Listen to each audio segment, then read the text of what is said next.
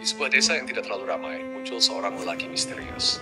Tak seorang pun tahu dari mana asal-usulnya, bahkan namanya pun tidak diketahui.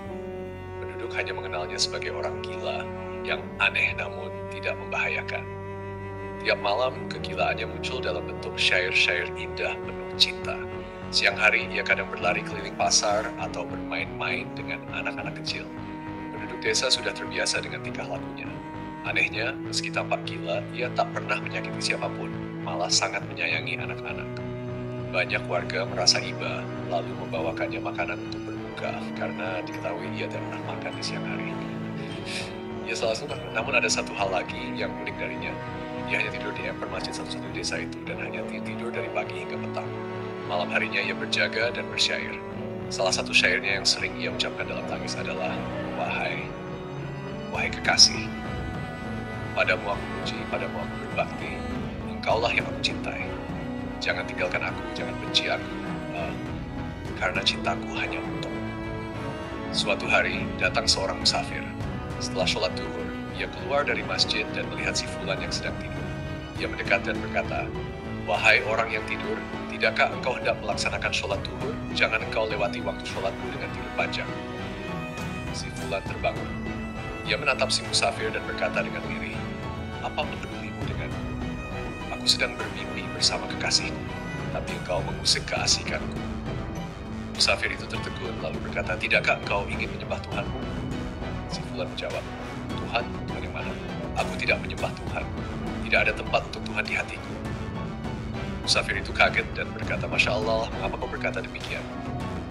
Fulan menjawab, Aku tidak beragama, aku hanya bercinta kasih. Apa agamamu, wahai orang tanpa Tuhan? Tanya musafir setengah marah. Aku tidak beragama. Jawab fulan tenang. Aku hanya mencintai sang kekasih. Lalu apa agamamu? Aku muslim. Bukankah kau lihat aku sholat di masjid? Kalau begitu, sahut fulan, di mana Tuhanmu berada, wahai orang yang banyak bertanya? Musafir terdiam, tak bisa menjawab. Fulan berkata pelan sambil kembali memejamkan mata. Engkau menyuruhku sholat, tapi engkau sendiri tak tahu di mana Tuhan. Malam harinya, musafir kembali menghampirinya. Kali ini ia memberi salam dan duduk mendekat. Aku memperhatikanmu dari kejauhan dan ingin memahami syairmu. Fulan menatapnya. Mengapa kau tidak punya pekerjaan lain selain memperhatikan orang gila bersyair? Karena kata-katamu aneh tapi menyentuh. Aku ingin tahu, tadi siang kau berkata tidak menyembah Tuhan dan tak beragama. Tapi syairmu penuh cinta. Siapa sebenarnya yang kau sembah? Fulan menjawab dengan tenang. Aku menyembah sang kekasih, Allah Subhanahu wa Ta'ala. Aku berkata tak beragama karena Allah telah membebaskan beban syariat dariku. Aku telah menjadi kekasihnya. Jika Allah menginginkan aku ke neraka, aku rela masuk dengan cinta kepadanya. Buat apa aku ke surga jika tak bisa melihat wajahnya? Aku ikhlas dengan kegilaanku karena itu kehendaknya. Musafir terdiam dan beristighfar dalam hati. Tapi kenapa engkau tidak sholat? Fulan tersenyum.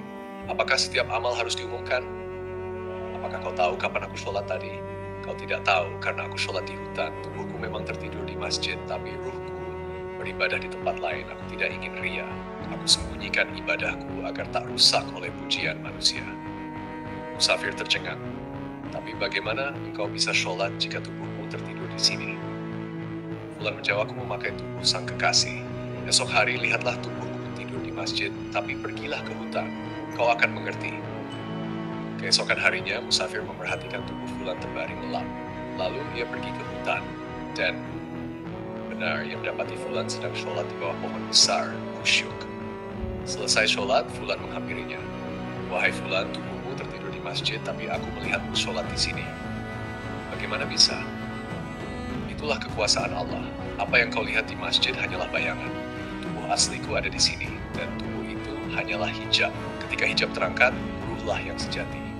Tapi soal ruh, itu urusan Allah, dan mereka yang tidak paham akan menyebutku sesat. Lalu fulan berkata, sekarang lihatlah apa yang ada di balik jubahku ini. Ia membuka jubahnya, dan cahaya terang memancar dari dadanya. Musafir terperanjat dan langsung pingsan. Saat ia sadar, fulan telah lenyap.